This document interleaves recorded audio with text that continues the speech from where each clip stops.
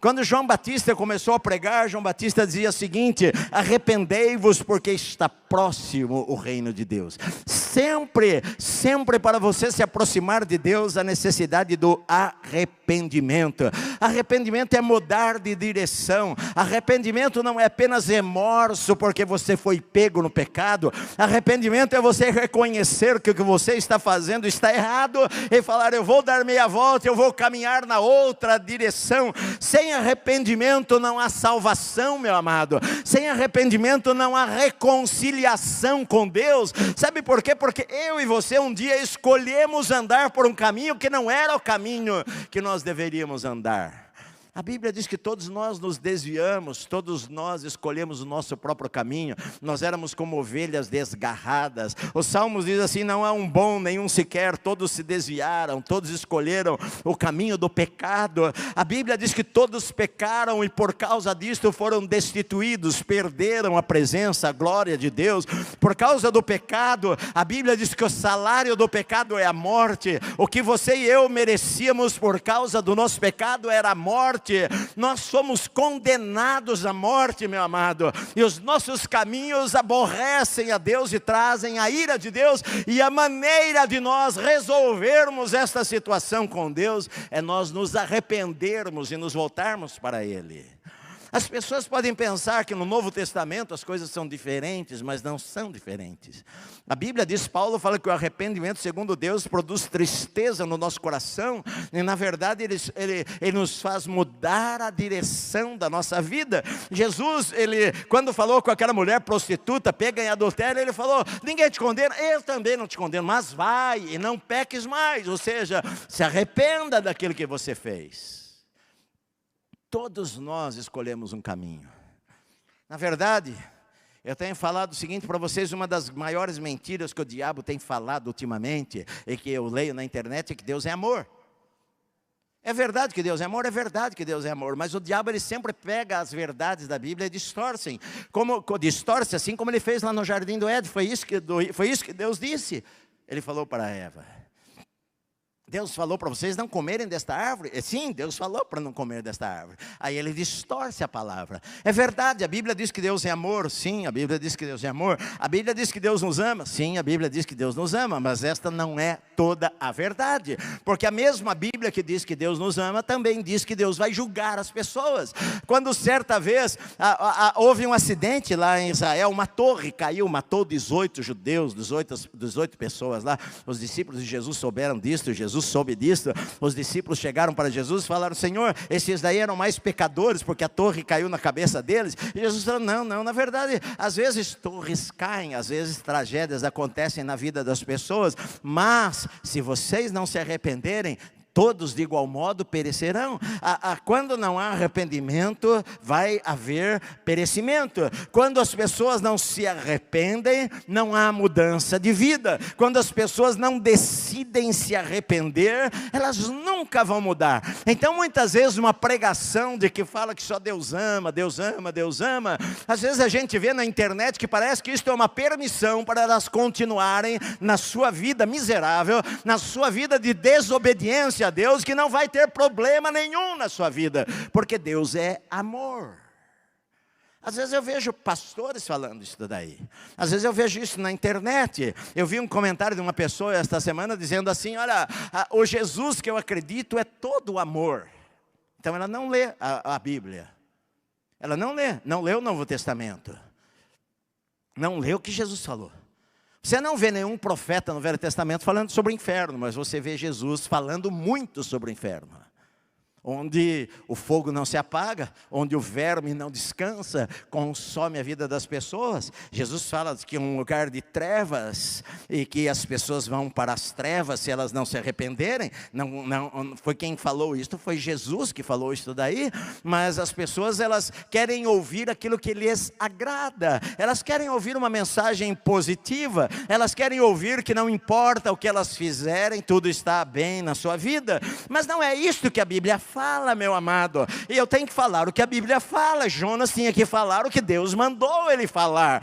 Porque não adianta você ficar alegre hoje e você morrer hoje à noite, e de repente você abre os seus olhos achando que vai para o céu e acorda rodeado por demônios. Quando você abre os seus olhos, você está no inferno, sendo levado por anjos de Deus e lançado naquele lugar de tormento por toda a eternidade. O que adiantou eu adocicar? O que adiantou eu falar para você que não importa a maneira que você vive e de repente você morre?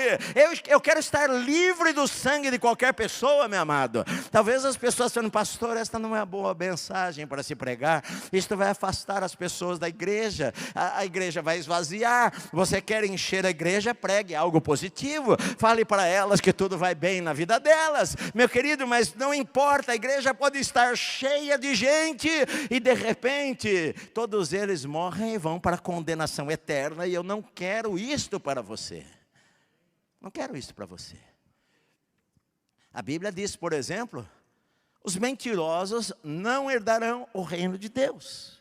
Sabia que mentira é pecado? Mentira é pecado. A Bíblia fala muitas coisas que são pecados, que são desobediência a Deus. Se você escolher o caminho da desobediência, você vai para a perdição eterna. Ah, mas eu tenho Jesus. Não, Jesus próprio, ele falou: aquele que me ama, guarda os meus mandamentos. Foi o que Jesus falou. Aquele que me ama, guarda a minha palavra. Se você fala, eu amo a Deus, e não guarda a palavra, você está se enganando. Pastor, eu creio em Deus. Sim, o diabo também acredita em Deus. A Bíblia diz que ele crê e ele treme.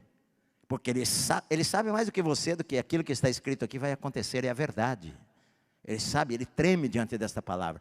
Ele sabe que para ele não tem mais jeito, não tem mais salvação. Ele está debaixo da condenação eterna. Os demônios sabem que eles estão condenados para sempre, que não há maneira de eles se arrependerem. Eles sabem que a Bíblia é verdade, eles sabem que Jesus é Deus, eles sabem que as pessoas precisam de arrependimento, mas eles querem levar o maior número de pessoas para longe de Deus e para a perdição eterna. Então eles mentem para as pessoas. Na verdade, eles querem que você se sinta confortável. Eles querem que você vá para a igreja e se sinta confortável de estar ali naquele lugar. Que nada te ofenda, senão você fica chateado, não volta mais. Aí a gente quer arrumar desculpas para os nossos erros. Ah, mas Deus é amor. Mas Deus ama. Sim, Deus ama. O Deus que é amor derramou fogo sobre Sodoma e Gomorra e matou todas as pessoas que estavam lá. Crianças, animais, adultos, velhos, mulheres, homens. Todos morreram, queimados. O Deus que é amor julga pessoas. O Deus que é amor vai mandar pessoas para o inferno diante do seu julgamento. Sim, Deus é amor. Deus, ele é justiça. Deus é misericordioso. Deus é bondoso. Deus é juiz de toda a terra. Tudo isso são características de Deus. Mas a gente quer aplacar a nossa consciência e falar: bom, todos fazem isso daí. Afinal de contas, todas as pessoas fazem estas coisas. Só que não quer dizer porque a maioria faz que a maioria está certa. Muitas vezes a maioria está completamente errada. Jesus mesmo, ele falou o seguinte: estreita é a porta e apertado o caminho que conduz à salvação, e larga é a porta, e largo o caminho que conduz à perdição. A porta para a perdição é larga, a porta para a salvação não é larga, a porta para a salvação é estreita, o caminho é estreito. Mas a gente quer um evangelho que seja largo a porta, que não precisa de se arrepender de nada, que todos erram, é verdade. Todos erram, eu e você erramos. E precisamos de novas oportunidades de Deus. Você não precisa? Sim, todos nós. Precisamos de nova chance de Deus. Mas nós todos erramos. Sabe, queridos, o problema, eu estava dizendo no outro culto, o problema é que a gente A gente quer arrumar desculpas para desobedecer a Deus. Sabe, pastor, a culpa é da minha esposa, é o meu marido, é o meu filho, é a sociedade, é o lugar que eu trabalho, é a tentação, sou muito tentado, é a falta de dinheiro, é que não tenho que comer em casa, então eu tenho que pegar algo do outro, eu tenho que roubar no meu escritório.